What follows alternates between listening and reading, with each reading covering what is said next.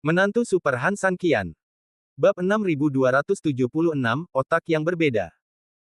Semakin dia melihat, semakin bingung banteng aneh itu. Secara logika, semakin besar otaknya, semakin banyak sumsum otaknya, dan tentu saja harus lebih pintar. Tapi sekarang, semuanya sebaliknya. Kepala Han San Qian hanya sedikit lebih besar, setidaknya dibandingkan dengannya, itu puluhan kali lebih kecil, tetapi pada akhirnya, otak Han San Qian begitu cepat sehingga dia tidak bisa mengikutinya. Dia hanya bisa perlahan-lahan mengetahui aturan permainan setelah orang lain memberitahunya segalanya. Dengan kata lain, ini juga bisa disebut menggunakan orang barbar untuk mengendalikan orang barbar. Jika kamu kuat, aku akan membiarkanmu menjadi kuat, dan aku tidak punya niat untuk berurusan denganmu. Kebetulan saja aku punya sekelompok masalah di luar untuk dihadapi, jadi aku akan menarik mereka. Hehe, tidak masalah siapa yang kuat atau lemah. Pada akhirnya, tidak masalah siapa yang menang. Bagaimanapun, itu baik untuk Han San Qian dan yang lainnya.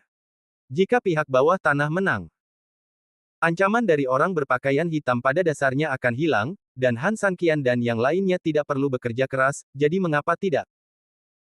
Sebaliknya, jika pihak bawah tanah menang, tidak masalah, ancaman dari orang berpakaian hitam sepenuhnya hilang. Tentu saja, ada poin penting lainnya.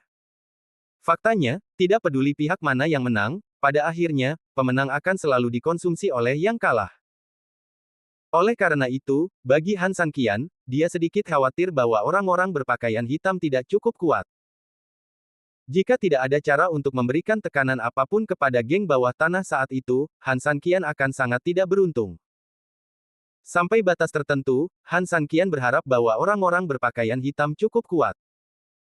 Hanya dengan cara ini mereka dapat membuat masalah besar ke bawah tanah sejauh mungkin. Hanya dengan cara ini bawah tanah akan dikonsumsi oleh mereka, dan Han San Qian dapat dengan mudah menemukan kebocoran. Memikirkan hal ini, Han San Qian tersenyum. Kamu telah tinggal di sini begitu lama, kamu seharusnya tahu bagaimana cara turun ke sana. Kata Han San Qian.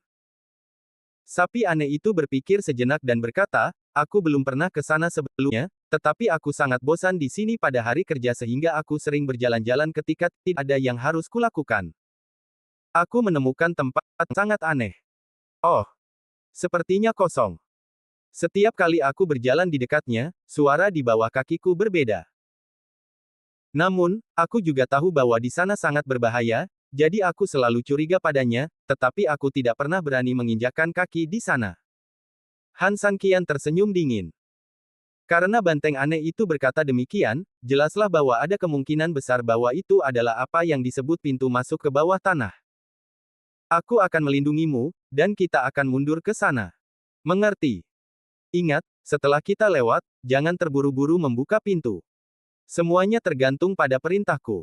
Ya, setelah kata-kata itu jatuh, banteng aneh itu mempercepat dan kembali langsung ke posisi yang dijaganya, seolah-olah tidak ada yang terjadi tadi. Meskipun Sulong dan yang lainnya memperhatikan detail ini, mereka tidak menghentikannya. Tentu saja, mereka melihat kura-kura tua dan banteng aneh itu berbisik kepada Han San Qian satu demi satu, tetapi mereka tidak tahu apa yang sedang dibicarakan pihak lain. Melihat tindakan mereka, tidak ada perubahan besar dalam detailnya, jadi Sulong dan yang lainnya hanya bisa berpikir bahwa Han San Qian dan anak buahnya hanya bertukar taktik. Namun, itu tidak masalah. Bagaimanapun, keuntungan mereka saat ini dan kerugian Han San Qian tidak akan pernah bisa ditutupi oleh beberapa strategi yang rusak. Memikirkan hal ini, momentum serangan Sulong dan yang lainnya tiba-tiba menjadi lebih ganas. Han San Qian dan kawan-kawan jelas kesulitan menghadapinya. Namun, mereka hanya bertahan. Sesaat, Han San Qian langsung memukul mundur pria berpakaian hitam di depannya dan berteriak dengan marah, mundur. Menurut pengaturan yang awalnya dibahas dengan banteng aneh itu tidak berhenti sama sekali setelah mendengar perintah itu, dan berbalik dan berlari ke bagian terdalam. Kura-kura tua dan burung pipit mengerti. Keduanya buru-buru naik turun untuk menutupi banteng aneh itu, dan terus masuk ke dalam bersama banteng aneh itu. Han San Qian juga mulai mengambil kesempatan untuk bergerak, selangkah demi selangkah menuju ke dalam. Pukul, pukul dengan keras. Sulong melihat bahwa situasinya telah meningkat, dan dia tahu bahwa Han Sanqian tidak tahan dan terus menyusut. Tentu saja, dia tidak bisa memberi Han Sanqian ruang bernapas saat ini. Pria berpakaian hitam itu dengan cepat menyusul dan terus mengejar ke dalam. Dalam sekejap, Han Sanqian dan kawan-kawan dipaksa ke sudut. Sulong tertawa dingin, Han Sanqian, tempat ini sangat kecil, kemana kamu akan melarikan diri? Bab 6277 Kemana kamu berlari? Han Sanqian menoleh ke belakang, berpura-pura melihat apakah dia punya jalan keluar, tetapi sebenarnya dia sedang memastikan apakah dia telah datang ke tempat yang dikatakan banteng aneh itu. Banteng aneh itu mengerti dan mengangguk diam-diam. Han Sanqian kemudian tersenyum dan berkata, kemana aku bisa lari? Kurasa aku tidak perlu lari darimu. Begitu kau dikalahkan olehku, kau akan selalu dikalahkan olehku. Aku tidak perlu lari. Aku yang menuntunmu ke sini, apakah kau benar-benar berpikir kami melarikan diri? Tidak, aku hanya memancingmu ke dalam perangkap. Mendengar kata-kata Han Sanqian, kebanyakan orang merasa jijik. Mereka jelas dipukuli oleh diri mereka sendiri dan orang lain dan melarikan diri dengan panik, tetapi mereka berbicara begitu tidak tahu malu di sini. Banyak orang secara alami merasa jijik dan secara tidak sadar ingin menghadapinya secara langsung. Namun, Sulong tetap mempertahankan kewaspadaan yang diperlukan. Tidak ada cara lain, ini adalah Han Sanqian. Ke dalam perangkap. Perangkap apa? Apakah kau punya trik lain yang belum kau gunakan? Atau apakah kau masih memiliki ratusan ribu pelaut yang bersembunyi di sini? Tetua Agung itu mencibir dan berkata, jika kalian bisa memanggil ratusan ribu pelaut sekaligus, tidak perlu mengatakan apa-apa lagi. Kami akan menarik pasukan kami dengan patuh. Utusan khusus lainnya juga tersenyum dan berkata, ya, panggil mereka dan biarkan kami melihat, sehingga kami dapat mengetahui perangkap macam apa ini yang digunakan untuk meratapi kalian. Han Sanqian tersenyum tipis, aku khawatir jika aku memanggil mereka, kalian bajingan akan ketakutan setengah mati.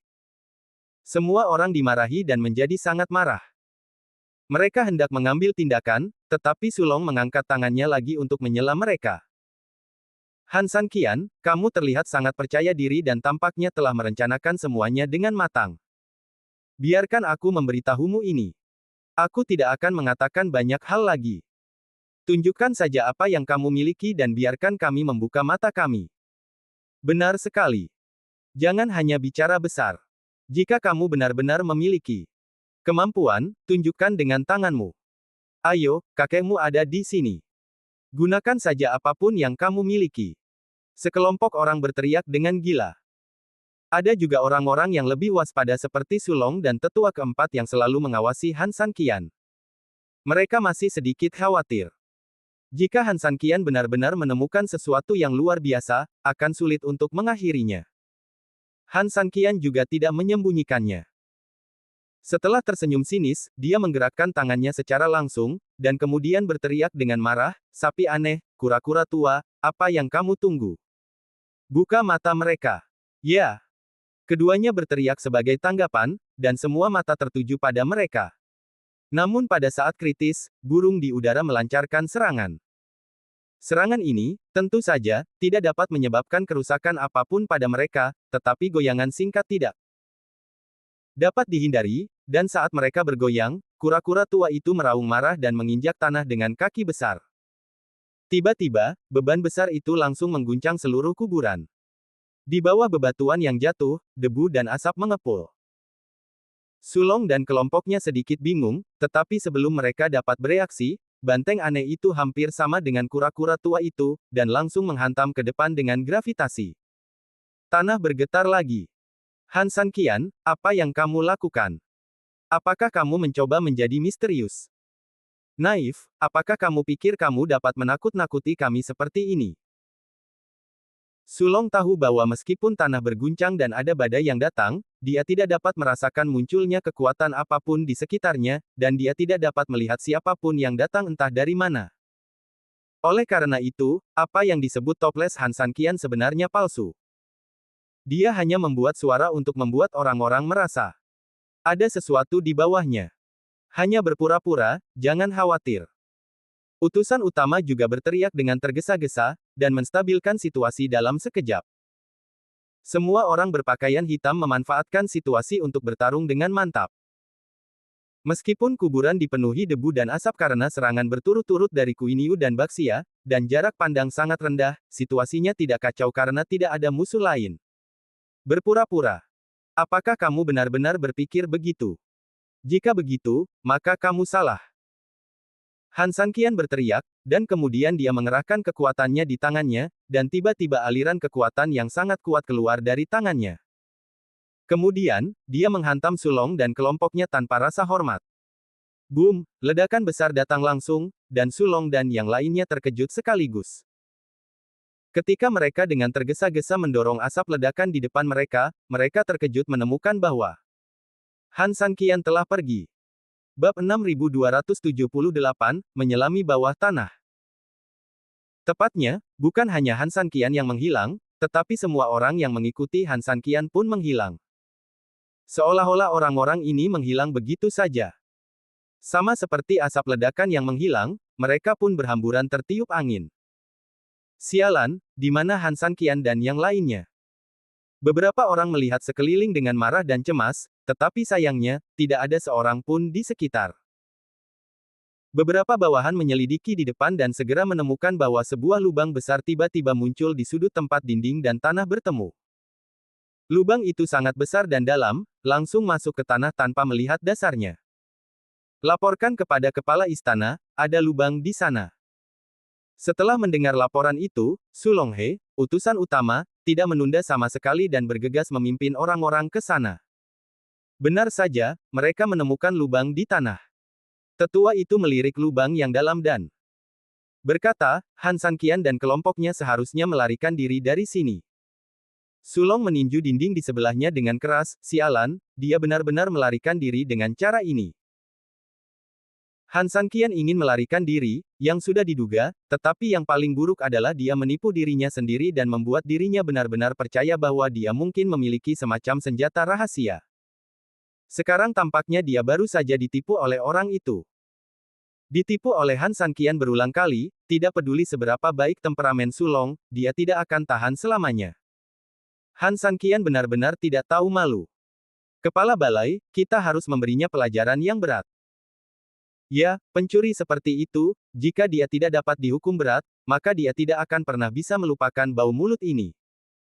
Namun, tugas yang paling mendesak adalah menangkap Han Sanqian terlebih dahulu. Semua orang berkumpul di sini. Begitu kata-kata itu jatuh, semua pria berpakaian hitam segera berkumpul. Meskipun kepala balai tua adalah raja mutlak dari operasi ini, karena dia harus mempertimbangkan situasi keseluruhan, dia akan membawa orang untuk berjaga di luar kali ini. Di dalam ada pasukan pelopor yang dipimpin oleh Sulong dan utusan khusus. Pada saat ini, tentu saja, semuanya berdasarkan perintah Sulong. Pergi dan beritahu kepala aula lama untuk datang. Han Sanqian turun ke lubang ini, dan kita juga harus turun. Ya. Setelah menerima perintah, salah satu bawahan dengan cepat mundur. Dalam waktu kurang dari beberapa saat, kepala aula tua datang dengan cepat ditemani oleh beberapa orang kepercayaannya.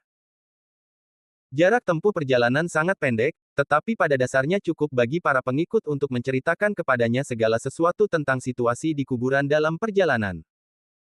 Mendengar perubahan ini, tidak ada kepanikan di wajah kepala aula tua itu. Dia hanya melirik lubang di tanah dan menatap Sulong, apakah kalian semua siap untuk turun? Sulong mengangguk, semuanya sudah siap. Kepala aula mengangguk, menatap salah satu utusan khusus, dan berkata, kalian akan memimpin 5.000 murid dan terus berjaga di sini.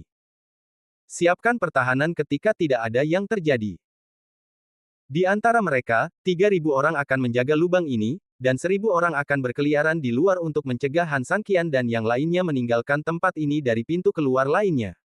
Ya. Utusan khusus itu mengangguk dan menjawab, namun, akan ada 1.000 orang yang tersisa di tengah. Bolehkah saya bertanya, kepala aula tua, bagaimana Anda mengaturnya? 5.000 prajurit telah diberikan, dan 4.000 orang telah disiapkan, tetapi 1.000 orang terakhir hilang. Dia tahu betul bahwa 1.000 orang ini tentu saja bukan untuk dia gunakan begitu saja. Kepala balai tua itu pasti memiliki pengaturannya sendiri. 1.000 orang yang tersisa akan dikirim ke sekitar pintu masuk pemakaman sebagai pasukan cadangan. Jika diperlukan dukungan di dalam, mereka akan menjadi penjaga di dalam. Jika Han Sanqian ditemukan melarikan diri dari tempat lain di luar, mereka dapat memberikan bantuan pada saat pertama. Pasukan yang fleksibel, penggunaan yang fleksibel, apakah Anda mengerti? Saya mengerti. Utusan itu menerima perintah itu dengan hormat. Baiklah, yang lainnya jangan bermalas-malasan, cepat bagi tim menjadi beberapa kelompok untukku, setiap orang akan memimpin pasukan untukku, dan kemudian memasuki lubang dengan tertib. Memisahkan tim dan mengatur mereka dengan tertib, dalam arti tertentu, untuk mencegah Han Sanqian menyergap di bawah. Jika mereka menyerbu masuk pada saat itu, kemungkinan besar akan menimbulkan kekacauan. Semakin banyak orang berarti semakin besar kekuatan, tetapi semakin banyak orang juga dapat dengan mudah menimbulkan kekacauan dalam situasi tersebut, yang tidak baik bagi pihak mereka. Ya. Semua orang segera menerima perintah dengan keras, dan kemudian pasukan mulai berbaris. Bab 6279, Dunia Bawah Tanah. Sulong, Tetua Agung, Tetua Keempat, 2 utusan khusus, dan Kepala Aula Tua, total 6 orang, masing-masing memimpin pasukan besar. Dipimpin oleh Sulong dan diikuti oleh Kepala Aula Tua, sekelompok orang dengan cepat memasuki lubang dengan tertib. Pada saat ini, Han Sanqian dan yang lainnya yang telah turun dari lubang merasa seolah-olah mereka telah melompat ke tebing begitu mereka memasuki lubang. Begitu mereka masuk, ada kekosongan yang luas di bawah tanah, dan rasa keterhubungan yang kuat membawa rasa tanpa bobot yang kuat, sehingga semua orang jatuh dengan cepat seperti batu. Untungnya, semua orang dalam kelompok itu telah mencapai beberapa keberhasilan dalam kultivasi mereka, dan terbang di udara tidak menyebabkan masalah keselamatan bagi mereka. Namun, Han Sanqian juga memberi tahu semua orang untuk tidak terbang dengan sekuat tenaga, tetapi jatuh perlahan sesuai dengan inersia. Mereka selalu perlu mencapai dasar, jadi terbang hanya bisa menjadi tambahan untuk mencegah mereka terluka karena jatuh dengan cepat. Dengan cara ini, kelompok itu terbang selama beberapa menit sebelum hampir mendarat. Lingkungan sekitar sangat dingin. Dibandingkan dengan suhu di ruang pemakaman, mereka tampaknya telah tiba di kutub utara dari non-domain. Sebelumnya sangat hangat, tetapi dalam sekejap mata, suhunya hampir mencapai setidaknya puluhan derajat di bawah nol. Angkat lingkaran energi dan pastikan suhunya. Han Sanqian memerintahkan. Beberapa orang mematuhi perintah itu dan dengan cepat mengangkat lingkaran energi. Setelah itu, mereka melihat sekeliling. Hampir gelap gulita di sekeliling, dan Anda tidak dapat melihat tangan Anda di depan Anda. Namun, dari gema langkah kaki semua orang, mereka pada dasarnya dapat menilai bahwa ruang tempat mereka berada sangat besar dan kosong. Hanya dari ringkasan kesan pertama, Han Sanqian dapat menyimpulkan bahwa areanya seharusnya setidaknya 4 atau 5 kali lipat dari ruang di atas. Faktanya, ini masih merupakan perkiraan yang paling konservatif. Semua orang berhati-hatilah. Han Sanqian memerintahkan. Meskipun Han Sanqian menggunakan indera spiritualnya untuk menjelajahi lingkungan sekitar begitu dia turun, dia tidak menemukan keanehan atau bahaya apapun di dalamnya. Namun, Han Sanqian tetap tidak berani ceroboh. Karena Han Sanqian yakin bahwa itu tidak sesederhana yang terlihat. Kakak, apa yang akan kita lakukan sekarang? Kura-kura tua itu bertanya dengan lembut. Han Sanqian menggelengkan kepalanya. Tidak ada apa-apa di bawah, dan dia tidak tahu harus berbuat apa pada awalnya. Lagi pula, dia tidak tahu kemana harus pergi. Namun, segera, beberapa gerakan dari atas memecah kebuntuan saat ini. Kelompok orang itu mengejar ke bawah. Kuer masih terbang di atas kepala semua orang. Dia tidak terlalu jauh, mungkin hanya beberapa meter jauhnya. Dia dapat menjaga semua orang dan membuat peringatan dini di udara, yang sempurna. Han Sanqian mengangguk. Dia khawatir tentang bagaimana cara tidur, tetapi sebuah bantal diberikan kepadanya. Bersembunyilah segera. Ingat, jangan membuat suara apapun.